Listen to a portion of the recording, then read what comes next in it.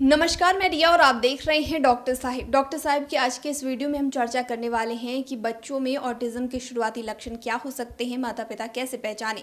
तमाम जानकारी देने के लिए हमारे साथ मौजूद है जानी मानी डेवलपमेंटल पीडियाट्रिशियन डॉक्टर रुचि झा। तो डॉक्टर साहिबा, सबसे पहले आपका बहुत बहुत स्वागत है। धन्यवाद।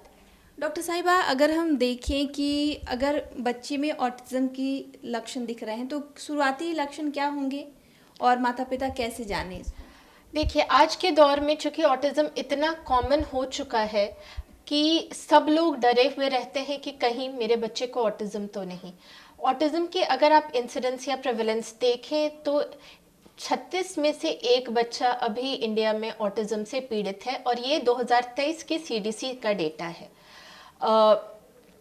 इसलिए सभी माँ बाप को सतर्क रहने की बहुत ज़्यादा ज़रूरत है। पहला, यदि आपका बच्चा आपकी तरफ 6 से 8 हफ्तों में आपके चेहरे की तरफ नहीं देखता है तो आपको ये एबनॉर्मल लगना चाहिए। यदि आपका बच्चा आपकी तरफ देख के मुस्कुराता नहीं है 3 महीने की उम्र में तो आपको ये चीज़ एबनॉर्मल लगनी चाहिए और आपको अपने पीडियाट्रिशियन से ज़रूर जाके मिलना चाहिए। यदि आपका बच्चा 6 महीने तक कोई फॉर्म ऑफ कम्युनिकेशन नहीं करता है, जैसे कि ये इस तरह के शब्द नहीं निकाल के आपको संबोधित करने की कोशिश करता है, तो ये हमारा अर्ली लक्षण है ऑटिज्म का। यदि आपका बच्चा 9 महीने तक कोई फॉर्म ऑफ बैबलिंग नहीं करता है तो ये अर्ली लक्षण है ऑटिज्म का। और यदि कोई भी बच्चे को 1 साल पे उसके नाम द्वारा बुलाने पर, उसके पुकारू नाम द्वारा बुलाने पर यदि बच्चा कोई प्रतिक्रिया नहीं देता तो यह भी एक अर्ली लक्षण है ऑटिज्म का। यदि आपके बच्चे में से इनमें से कोई भी लक्षण नज़र आए तो आप तुरंत अपने पीडियाट्रिशियन से जाकर मिलें। एक चीज़ जो कहा जाता है कि अगर बच्चे का विकास कैसा होगा वो माँ के पेट से थोड़ा समझ में आ जाता है, तो कोई ऐसी गलती हो जाती है माँ से जो बच्चा ऑटिज्म का शिकार हो जाता है? देखिए, गलती कुछ नहीं होती। ऑटिज्म एक जेनेटिक बीमारी है और जेनेटिक कॉम्बिनेशंस के इशू की वजह से ये बीमारी होती है। इसमें माँ की गलती, पिताजी की गलती कुछ ऐसा नहीं होता।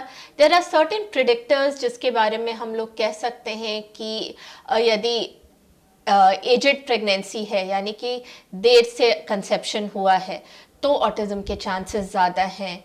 या मेल बेबीज़ अगर हैं तो उनमें ऑटिज्म के चांसेस ज़्यादा हैं।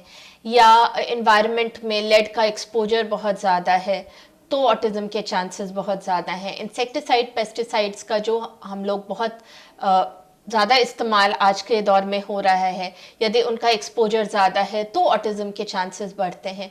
कुछ एनवायरनमेंट से एसोसिएटेड चीज़ें भी होती हैं कि अर्ली स्टिमुलेशन बच्चे को ना मिला तो ऑटिज्म होने के चांसेस ज़्यादा हैं। एक बहुत ही ऐसा टर्म आता है जिसको हम लोग वर्चुअल ऑटिज्म कहते हैं, जो एक्चुअली में कोई टर्म नहीं है।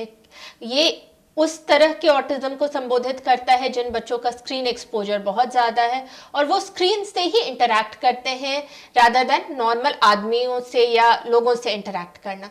तो वो भी एक बहुत कॉमन तरीके का जो बहुत सारे बच्चों में इस तरह के भी लक्षण देखने को मिल रहे हैं, जिसको हम लोग वर्चुअल ऑटिज्म कहते हैं।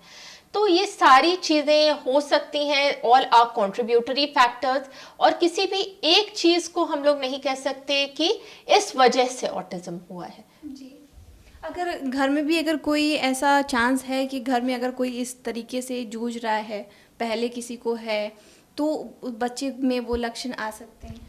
जी बिल्कुल। अगर आपके घर में ये समस्या है, चूंकि ये एक आनुवंशिक समस्या है, तो यदि आपके घर में किसी बच्चे को ऑटिज्म है तो निश्चय ही आपके इसमें बच्चे को ऑटिज्म होने के चांसेस बढ़ जाते हैं।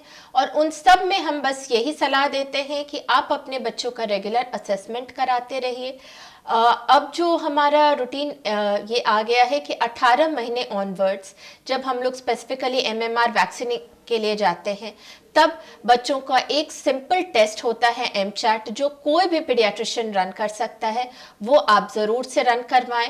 और यदि आपके बच्चे को स्कोर पॉजिटिव आता है फॉर ऑटिज्म तो जो अर्ली मेजर्स हैं वो ज़रूर से आप स्टार्ट कराएं।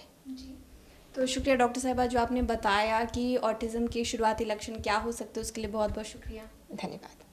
तो आप डॉक्टर रुचि झा को सुनाए थे, जिन्होंने पूरी जानकारी हमारे साथ बच्चों में होने वाले ऑटिज्म के शुरुआती लक्षण क्या होंगे उसके बारे में साझा की है। इस विषय में आप क्या सोचते हैं, कमेंट कर जरूर बताएं। चैनल को सब्सक्राइब कर ले, फेसबुक पेज को लाइक कर ले। साथ ही डॉक्टर साहब से आपकी क्या सवाल है, कमेंट करिए, मेल के माध्यम से भेज सकते हैं। वीडियो देखने के लिए आपका शुक्रिया।